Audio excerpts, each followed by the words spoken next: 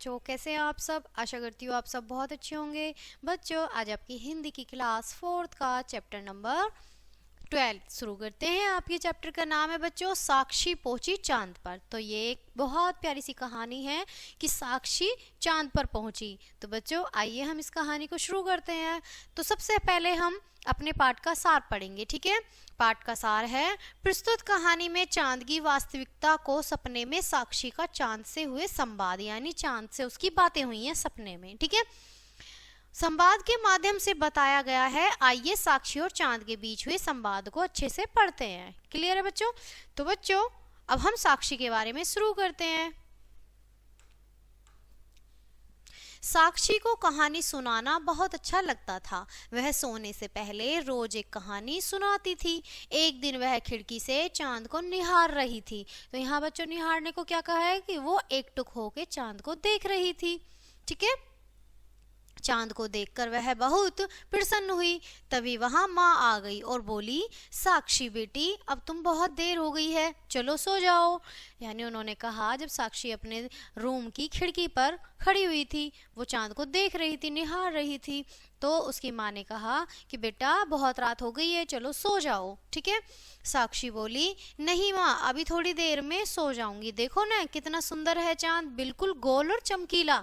तो उसने चांद की तारीफ करी कि माँ देखो तुम भी मेरे साथ खड़ी हो कि कितना सुंदर चांद है, गोल और चमकीला, ठीक है। माँ बोली, हाँ बेटी आज पूर्णमासी है। तो माँ ने साक्षी को बताया कि आज पूर्णमासी है। और बच्चों पूर्णमासी पे जो हमारा चांद होता है वो पूरा एकदम गोल मटोल दिखाई देता है, चमकीला।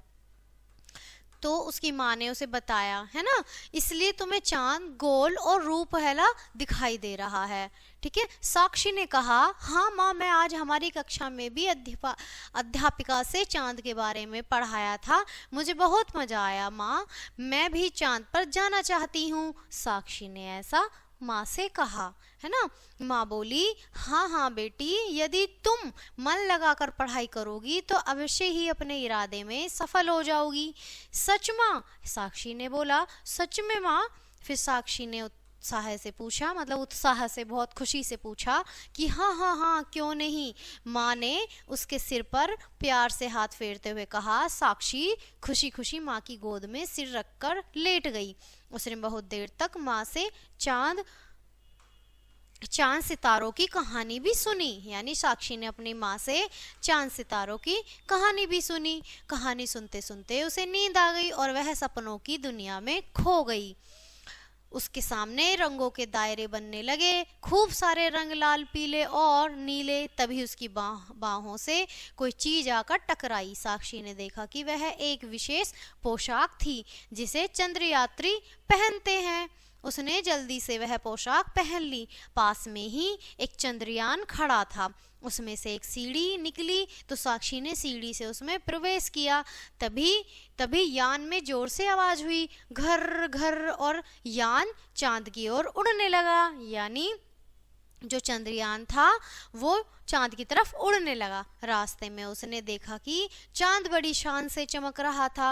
वह अपनी दूधिया चांदनी से धरती पर प्रकाश डाल रहा था। यानी दूधिया मतलब दूध जैसा सफेद जो होता है बच्चों, है ना। उसने चमकीला चमकीला देखते हुए क्या कर रहा था, वो चांदनी डाल रहा था, प्रकाश डाल रहा था। साक्षी को चंद्रमा के ठंडे ठंडे प्रकाश में नीले रंग की धरती बहुत खूबसूरत दिखाई दे रही थी।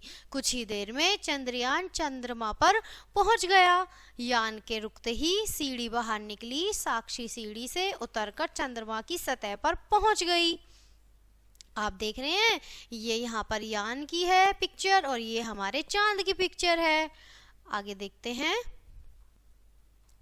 जैसे ही साक्षी ने चंद्रमा की धरती पर कदम रखा तो वह हैरान रह गई। उसने देखा कि यहाँ तो बिल्कुल अंधेरा है, मतलब वो वैसा नहीं है जैसा उसे दिख रहा था, एकदम गोल मटोल चमकीला सा, वैसा चांद नहीं था, वो तो बिल्कुल अंधेरा था वहां पर। तभी उसे याद आया कि उसकी विज्ञान अध्यापिका ने बताया था कि चंद्रमा का अपना प्रकाश नहीं होता है, यानी हमारा जो चंद्रमा है उसका अपना कोई प्रकाश नहीं होता, वह तो सूर्य के प्रकाश से ही चमकता है। फिर वह थोड़ा आगे चली तो वहां उसे खूब सारे गड्ढे दिखाई दिए। चांद पर न तो पेड़ पौधे थे न ही पशु पक्षी, वहां की धरती ऊबड़ खाबड़ थी। वीरान चांद को देखकर साक्षी आश्चर्यचकित थी। इतने में उसे एक भारी आवाज सुनाई दी। कौन हो तुम? आवाज सुनकर साक्षी डर गई। फिर संभलते हुए बोली, मैं साक्षी हूँ। आप कौन हैं? मैं चंद्रमा हूँ, मुझे देखकर सभी प्रसन्न होते हैं। बच्चे मुझे चंदा मामा कहकर पुकारते हैं। तुम धरती के कोने से भाग से आई हो? तुम धरती के कौन से भाग से आई हो? ऐसा चंद्रमा ने साक्षी से सवाल किया। क्या तुम वहां के बारे में बता सकती हो? उसने कहा मतलब चांद ने कहा। अब साक्षी बोली, हाँ हाँ, क्यों नहीं, मेरा संबंध भारत से है। हमारी धरती बहुत ही सुंदर है, चारों तरफ हरियाली ही हरियाली है, कहीं ऊंचे ऊंचे पर्वत हैं तो कहीं बड़े बड़े समुद्र हैं। चंद्रमा बड़े गौर से साक्षी की बातें सुन रहा था। तो क्या आप मुझे अपने बारे में कुछ बताएंगे? साक्षी ने पूछा। चंद्रमा बोला, मैं एक उपग्रह हूँ। मतलब चंद्रमा अब साक्षी से बात कर रहा है कि मैं एक उपग्रह हूँ और पृथ्वी के चक्कर लगाता हूँ। मेरी दूरी पृथ्वी से लगभग 4 लाख किलोमीटर है। जानती हो सबसे पहले मेरी धरती पर किसने कदम रखा था? साक्षी ने कहा, नहीं, मैं नहीं जानती, है ना। तो चंद्रमा ने बताया, सबसे पहले मेरी धरती पर 21 जुलाई 1969 को अमेरिका के नील आर्मस्ट्रॉन्ग, एडविन आल्ड्रिन और कॉलिंस ने कदम रखा था। ये उनका नाम था जिन्होंने चंद्रमा पे कदम रखा था पहला। यहाँ से जब उन्होंने पृथ्वी को देखा तो वे खुशी से उछल पड़े। साक्षी बोली, चंदा मामा, यहाँ आकर हर चीज हल्की क्यों हो जाती है? ऐसा साक्षी ने सवाल किया। चंद्रमा ने कहा, क्योंकि यहाँ गुरुत्वाकर्षण शक्ति बहुत कम है। हमारी पृथ्वी पर गुरुत्वाकर्षण शक्ति बहुत ज्यादा है, इसीलिए तो यहाँ पर चंद्रमा पर ऐसा कुछ नहीं है जिसके कारण यदि हम किसी को एक हाथ से उठाना चाहें तो आसानी से उठा सकते हैं। यहाँ पर भारीपन नहीं है। साक्षी को चंद्रमा की बातें सुनकर बहुत अच्छा लगा, लेकिन परंतु अब उसे घर की याद आने लगी। यह यान के पास आई और उसमें बैठ गई। एक जोर से गड़गड़ाहट हुई और साक्षी को झटका लगा। घबराहट में उसकी आंख खुल गई। वह बिस्तर से उठी। अरे, मैं तो सपना देख रही थी। अब तक माँ भी उसके पास आ गई। साक्षी ने अपना सपना माँ को बताया।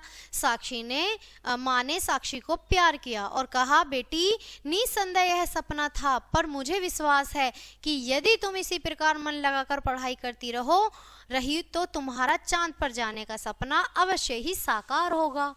तो बच्चों, ये एक साक्षी की कहानी थी जो चंद्रमा का सपना देखती थी। वहाँ सपने में उसने देखा कि वो चांद पर पहुँच गई है। बहुत ही प्यारी सी कहानी थी। आई होप आपने एंजॉय किया होगा। सो बच्चों, क्लास यहीं फिनिश होती है। मिलते हैं आपसे नेक्स्ट चैप्टर नेक्स्ट वीडियो के साथ। तब तक के लिए bye and thanks for watching.